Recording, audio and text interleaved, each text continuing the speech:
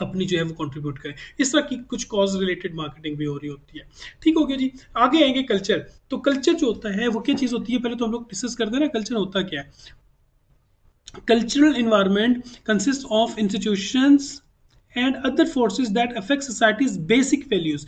Culture जो होता है वो हमारी बेसिक वैल्यूज को इन्फ्लुएंस करता है, परसेप्शन को इन्फ्लुएंस करता है, और हमारे जो बेसिक बिहेवियर्स होते हैं उनको इन्फ्लुएंस करता है। ठीक है, हमारे ईद पे क्या बिहेवियर होगा ये हमारा कल्चर बताता है। हम लोग 14 अगस्त किस तरीके से अपनी इंडिपेंडेंस डे कैसे सेलिब्रेट करते हैं ये कल्चर हमारा बताता है। हम ठीक है, जब कोई हमारे घर में मेहमान आ जाता है तो उस मेहमान के साथ हम क्या सलूक करेंगे ये हमारा कल्चर है। इसीलिए हमारी वैल्यूज़ होती है। ठीक है, मेहमान आएगा, मेहमान को हम खाना खिलाएंगे, मेहमान की हम खातर तवाज़ो करेंगे, उसको अच्छे तरीके से इज्जत और तकरीम के साथ रखेंगे। तो क्या होता है ये हमारी वैल्यूज़ हैं। फिर क्या होता है, कहा जाता है कि जब आप हमारे यहाँ फैमिलीज़ में एक और भी एक अंडरस्टैंडिंग है कि अगर आपकी नाराज़गी हो जाती है तो अगर आप ईद वाले दिन किसी के घर चले जाते हैं तो वो नाराज़गी ख़त्म हो जाती है। कहीं डेथ हो जाए और आपकी नाराज़गी है उस घर के साथ, तो अगर आप नमाज जनाजा में शामिल हो जाते हैं और डेथ पे उनको ताज़ियत के लिए उनके घर चले जाते हैं तो वो नाराज़गी ख़त्म हो जाती है। ये वैल्यूज़ होती हैं कि आज चूँकि अब हमारे फ़लाँ जगह फ़लाँ टाइम पे उनके हमारे फैमिली के जनाजे पे चूँकि आ चुके हैं तो अब हमारी उनके साथ नाराज़गी ख़त्म। ये एग्जांपल मैं दे रहा हूँ छोटी मोटी, जिससे ये बताया जा रहा है कि किस तरीके से हमारी मुख्तलिफ़ किस्म की जो हमारी सोसाइटी है उसकी जो वैल्यूज़ होती है वो किस तरीके से क्रिएट होती हैं, किस तरीके से वैल्यू जो है वो एक बंदे से दूसरे बंदे में ट्रांसफ़र हो रही होती हैं, ये जनरेशन टू जनरेशन ट्रांसफ़र हो रही होती हैं। और उसके बाद उन वैल्यूज़ को लेकर हम लोग ये देखें कि उन वैल्यूज़ की वजह से उन वैल्यूज़ को बेस बना के हमारे बिहेवियर्स क्या होंगे। ठीक हो गया जी। अब आगे चलेंगे जी।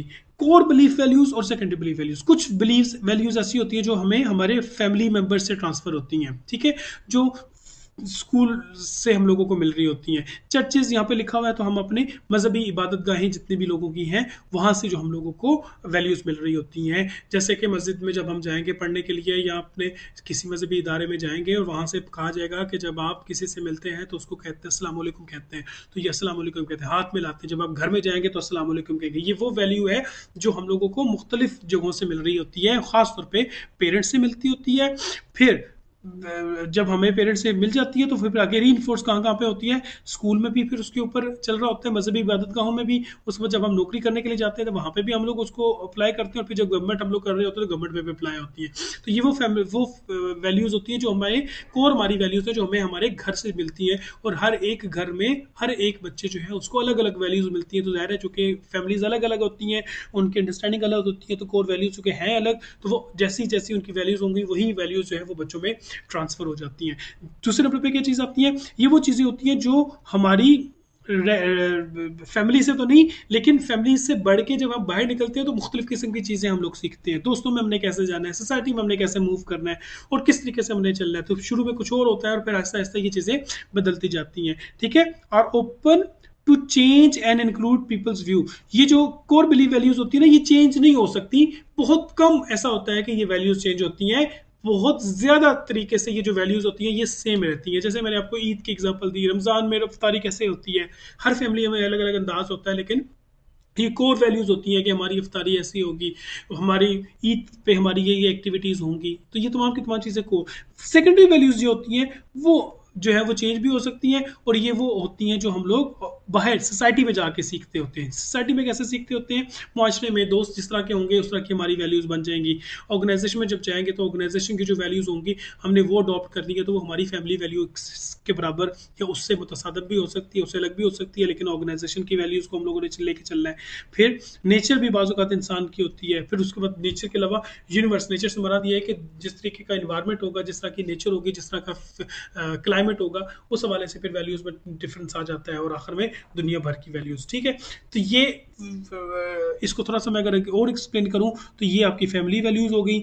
उसके बाद थोड़ा सा और एक्सपेंड करेंगे तो ये आपकी से कोर कोर ये कोर वैल्यूज़ हो गई, आपकी सेकेंडरी वैल्यूज़ हो गई। सेकेंडरी वैल्यूज़ को मज़ीद बढ़ाएंगे तो ये ग्लोबल वैल्यूज़ हो जाएंगी। इंटरनेशनल रूल्स के मुताबिक अगर आप एक्टिविटीज़ परफॉर्म करेंगे तो ये इंटरनेशनल या यूनिवर्सल वैल्यूज़ के बराबर या यूनिवर्सल वैल्यूज़ कहलाएंगे।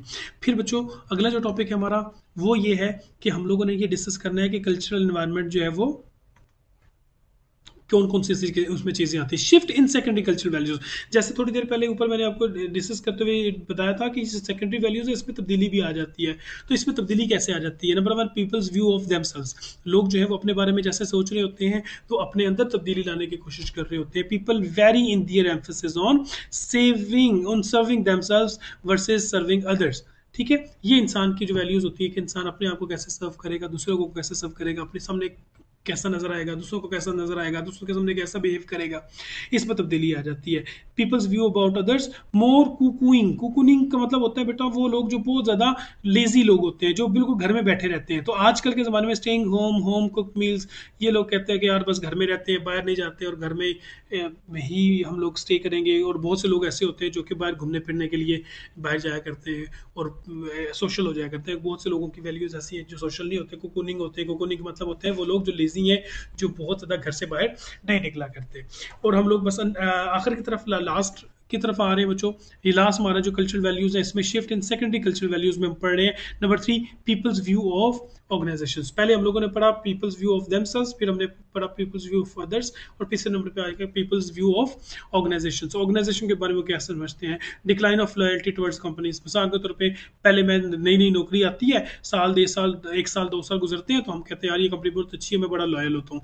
लेकिन फिर कंपनी की पॉलिसी थोड़ी सी बदलती है तो फिर आपकी ये जो वैल्यू है कि मैं कंपनी के साथ लॉयल हूँ, ये ज़रा खटाई में पड़ जाती है। और फिर ऐसा होता है कि आपको ऑर्गेनाइजेशन छोड़नी पड़ती है या आपकी लॉयल्टी कम हो जाती है। क्यों कम हो जाती है? Because of the reason. लेकिन ये वैल्यू जो आपकी शुरू में थी कि आप लॉयल होंगे, बाद में आप लॉयल नहीं रहे, तो इसका मतलब ये हुआ कि आपकी वैल्यू चेंज हुई। ठीक है, फिर people's view of the society. Society के बारे में भी क्या होता है? Patriot defends it. जो पैट्रियट होते हैं वो हमेशा अपनी सोसाइटी के बारे में पॉजिटिव पैसिमिस्ट रहते हैं और उनके बारे में हमेशा पॉजिटिव बोलते हैं। री इन्फोर्समेंट, उसके बाद रिफॉर्मर्स वांट टू चेंज। फिर कुछ लोगों की वैल्यूज में ये होता है कि वो अपनी सोसाइटी को बदलना चाहते हैं। वो कहते हैं कि ये सोसाइटी में जो एक्टिविटीज होती हैं, मैं ऐसी एक्टिविटी नहीं होने दूंगा, मैं इसमें तब्दीली लाने की कोशिश करूंगा। ठीक है, फिर तीसरे नंबर क्या होगा? तीसरे नंबर पे कौन सा होगा? ये आता है आपका, ठीक है जी।